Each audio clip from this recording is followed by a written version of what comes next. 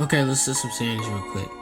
So, I will be making a list of all my Eastern Conference standings, and there will be no non-playoff teams in this list.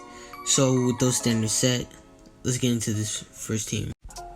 This first team might be kind of a hot take, but I personally have the 76ers being the number 1 seed next year. This team has superstar talent like Joel Embiid and Harden, and I know that you're going to say, those things. Harden's washed. Oh my god, he's so trash. Like, he's not even the same. He can't even move this thing. He's not as fast. Alright, bro, let's chill out. Harden, I believe, was not the same because he was one of two things, or both. He was out of shape, and also his injury, his reoccurring hamstring injury. And I think that since James Harden, he's going to be coming back and he's fully healthy. And we've seen that James Harden has lost some weight. He looks like he's in peak condition already. I think he's going to be already back to somewhat being OG James Harden.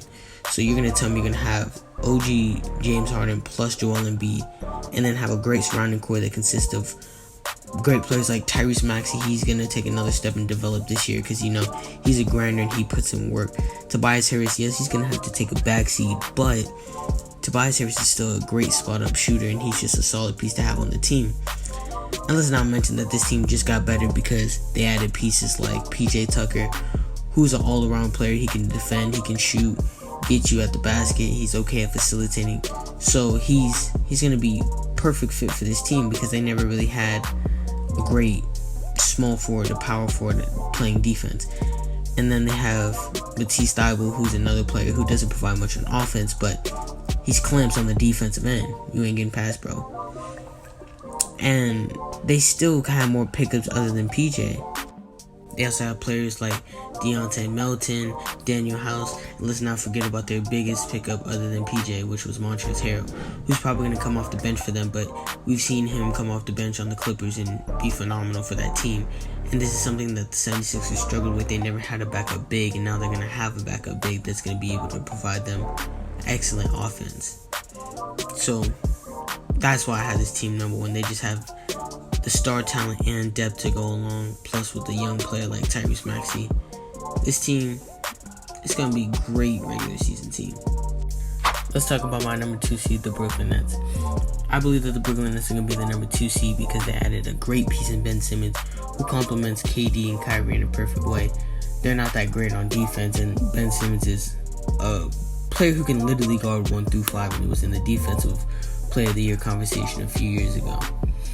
And he provides playmaking, which is something that Kyrie can also do, but Ben does it at a way better level.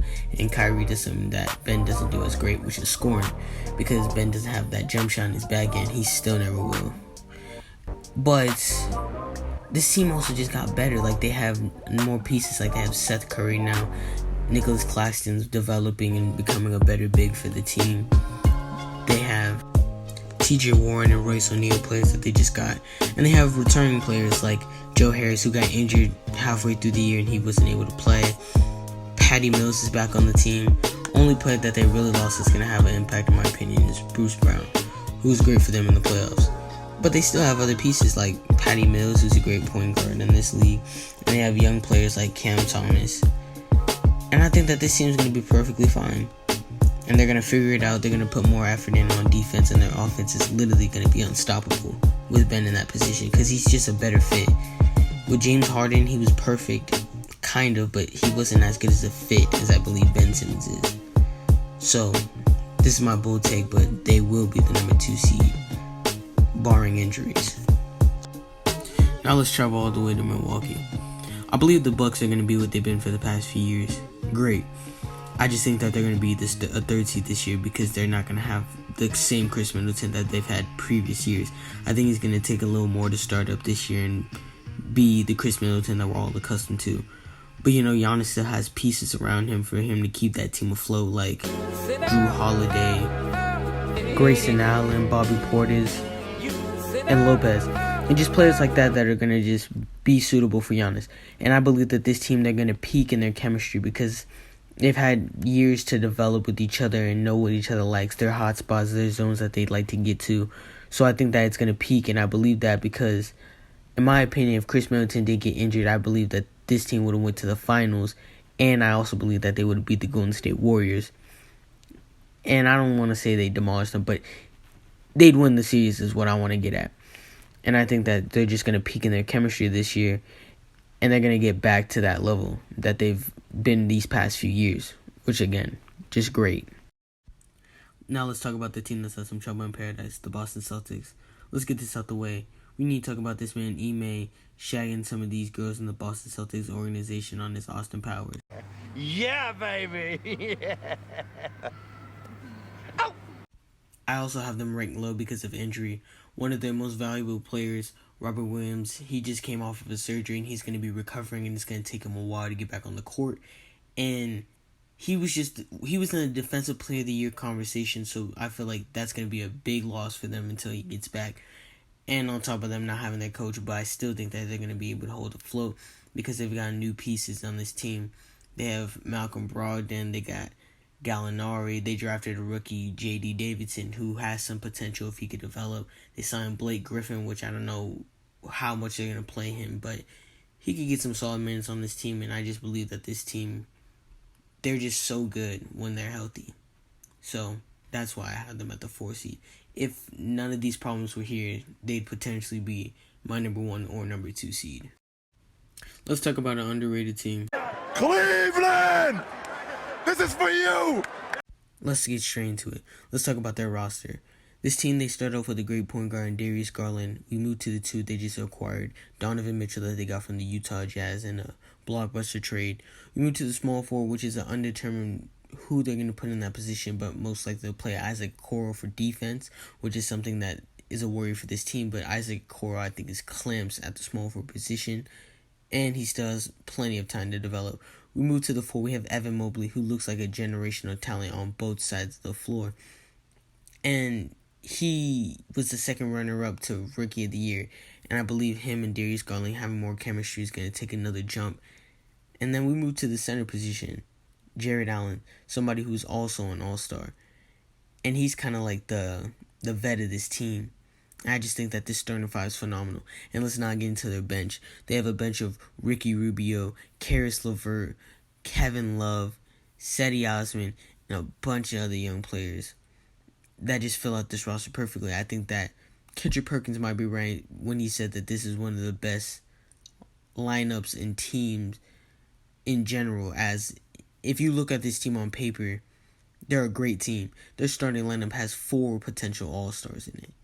We can't say that about too many other teams in the league. And I just think that this team doesn't have really any weaknesses. The only weakness I can see is defense. But I feel like Isaac Okoro, he's going to be able to handle the defensive load that Darius Garland and Donovan Mitchell are going to be giving up. And then also, they have a front court of Evan Mobley and Jared Allen, 2 great defensive bigs. So I think that this team's going to be perfectly fine. And I think I don't have them ranked that high in comparison to other people, because I feel like people are going to think I'm overreacting, but I just believe in this team.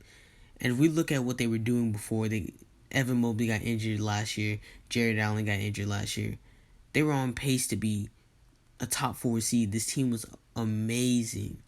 And now that they just added Donovan Mitchell to this, the sky's the limit for this team. Now let's go to the next team and take our talents to South Beach.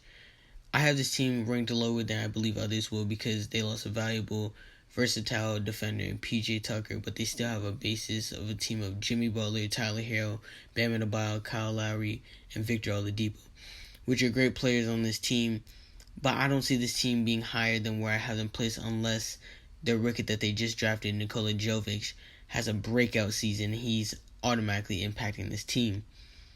And I just don't know what this team is really going to be able to do. I feel like they're kind of the same team, but they slowly lose pieces and get worse and worse. Maybe I'd have them higher of pieces like Duncan Robinson still had the same production as he did in the bubble, but he's a negative on defense and he just hasn't been the same. But maybe we can see him spark that light again. But until we see that, I'm keeping the Miami Heat as a 5th seed. Now let's travel to Magic City and talk about the Atlanta Hawks. Me personally, I'm very high on the Atlanta Hawks because I think DeJounte Murray is going to bring defensive prowess to this team, which is something that Trae Young is very much lacking. And they just have great pieces around these players because DeJounte is known for hitting the open man. And they have great spot-up shooters like Bogdanovich, DeAndre Hunter, and other players like that are just going to be great for that team. And also they have a center that I think has been untapped in Onyeka Okongwu, who's a great defensive center, which they're looking for because this team doesn't have much on the defensive end. And I believe Clint Capella is going to also help a little bit because I just think last year was a down year for him. He's going to go back to being the Clint Capella that we all know and love. And there's talks about them trading John Collins, which if they trade John Collins, I think that this team will probably move smaller. And they'll just get a small power forward that can shoot the ball and play defense, a 3-and-D type player. But if they do, like I said, they just move Onyeka into that position, and I think this team will still be perfectly fine. Only thing that John Collins does significantly better is shooting. And I feel like they have enough shooting on this team, so they'll be fine. And I just think that this team, when they went to the Eastern Conference Finals, it wasn't a fluke. I just think that Trae Young carried this team and had great surrounding pieces with him for him to get that far. And now they have another piece for them to add to that puzzle that's going to help them go farther in the playoffs. But I don't think that they're going to reach that potential till the playoffs.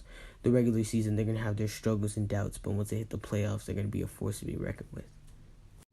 This next team is interesting because I don't think that they were terrible enough to miss the playoffs, but I don't think that they're good enough to have a great impact. I think they're a first-round exit. And I'm talking about the Toronto Raptors. The Toronto Raptors are an interesting team because they just had the Rookie of the Year, Scotty Barnes, go crazy and show a lot of promise and talent. But they still have other pieces on this team like Pascal Siakam, Fred VanVleet, and Gary Trent. Let's start off with Fred VanVleet. Fred VanVleet is an all-around point guard. Whatever you need him to do, he can do it. Gary Trent, I just think he's a spark plug on offense. He can just go off out of nowhere and get a hot hand. And Pascal Siakam, I believe, is the leader of this team, and he's the best player on this team, and I'm projecting him to possibly be an all-star next year. That's how good I think he's going to be for this team. But the only thing is I feel like their bench is lacking. The only player that comes to mind that's just phenomenal for this team is OG Anunoby, who he is a great player, but I can't think of anybody else who's going to most likely break out for this team. So that's why I have them so low. Now this may come as a surprise, but I have the Chicago Bulls at the 9th seed. And I have them here because I believe that their glue guy, Lonzo Ball, is going to miss most of the season. And he just provides so much for this team on defense, facilitating, and he's a great spot-up shooter. And they're going to lose that, but they are gaining talent like Patrick Williams, who's going to be great for this team because he's a young, up-and-coming, in my opinion, star. And he has stardom in this league and that potential. And they still have two great scorers in DeMar DeRozan and Zach LaVine. But let's be honest, Zach LaVine is, I feel like, never healthy. And he always has some type of injury that's going to take him out for a long time. And DeMar DeRozan, he's also great. But he's going to need to take a back door on the scoring for Zach LaVine to step up. And that's why I think it's going to take this team to another level. And they just got a great signing in Andre Drummond, who he's great, but he's not as great as he used to be. He's just a great rebounder, and I feel like he can get you some pity points when he gets the rebound off the glass and put it right back up. Vucevic, I believe he's going to be okay for this team. He's not going to be a negative or a positive, but he's a negative on the defensive end. He just can't stay in front of a man to save his life. And they do have Kobe White, who I wouldn't say high on, but I'm higher than others on Kobe White. I just think he's going to be a great six-man for this team. They do have young, promising players like Ayo Dosunmu, Dallin Terry, but we still have to see what Dallin Terry is going to be for this team. But they do have potential at the guard positions. But this team is just interesting without Lonzo. If they had Lonzo, I'd have this team way higher, but they don't. So that's why they're dropping all the way down to the 9th seed. This last team I see nobody ranking them here, but I'm going to take a chance and I believe in this team. I have the Detroit Pistons as being the 10th seed. And the reason I have them being the 10th seed is because I believe Cade Cunningham, he's going to take another step up in his game. But they also got a promising rookie who I believe is going to make a great run at Rookie of the Year, Jaden Ivey, who I don't want to compare him to Ja, but he does have hints of Ja in his game. But unlike Ja, he's great on the defensive end. And he's showing that he's going to be more promising with his jump shot. And he's unlike Ben Simmons, like he's taking the shot, so I felt like he's gonna progress no matter what. And then they just have other players that nobody's talking about, like Sadiq Bey, who's a great shooter, He's okay at getting to the rim. Then we have players like Marvin Bagley, who I think Cade Cunningham is unlocking his game because he's getting him to his spots, and he's just making him more of a lob threat. And those two together just bread and butter to me. So that's another threat. They just got an amazing big man who just needs to develop in Jalen Duran, who's a very athletic big man. And they still have other big men like Isaiah Stewart. And then if we move, they just traded for Bogdanovich, and they still have a point guard that nobody's talking about in Kemba Walker, who I think he could play a 6-man role on this team, but he's still going to provide points for them. A decent big man in Nerlens Noel. And I just think that this team has so many pieces that no one's talking about. Alex Burke, just pieces that nobody's talking about that's going to make this team a deadly team to go up against. But that's my NBA standings and how I think it's going to fold out. So we're going to check back in on this list at the end of the season, see what I got right, see what I got wrong. But until then, join my community, subscribe, like, share. Until then, NBA Sphinx, out.